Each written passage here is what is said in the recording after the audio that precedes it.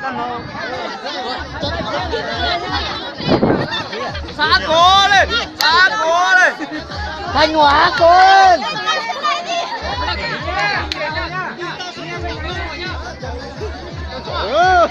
Mình cứ thì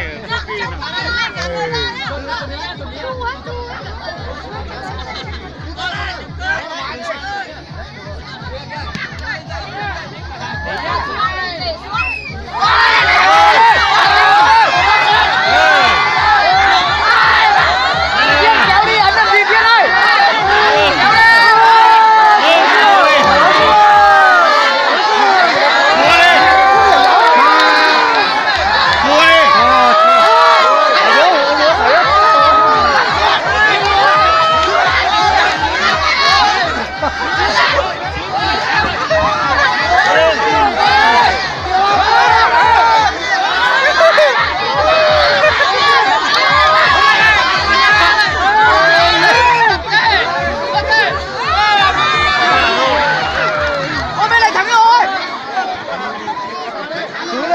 Kéo qua vạch thôi.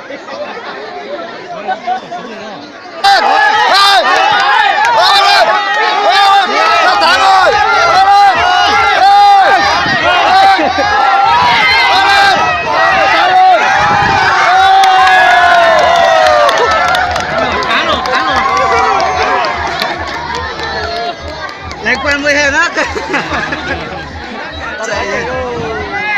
Quả thôi mà.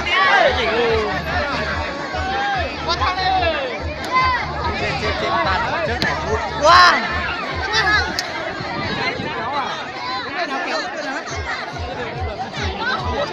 Hơn tao rồi. Đây vào dịch vào. Bây giờ bảo cân đội nam thì cân đội cũng đang làm cái này, không mấy nữa thì kéo sẵn bây giờ mình cân đội nam bao giờ mới vào. Thì bây giờ anh gọi các vị đoàn cân đội nam chứ. Bê thẳng cái chân ra ngoài cân chứ. Đúng rồi, bên ngoài đi. Bây giờ cứ đợi Trong tay cân ra ngoài. À, voi ấn lẩu phải có hát đó. Đầu ra mỏ nạ. Ô, phải không?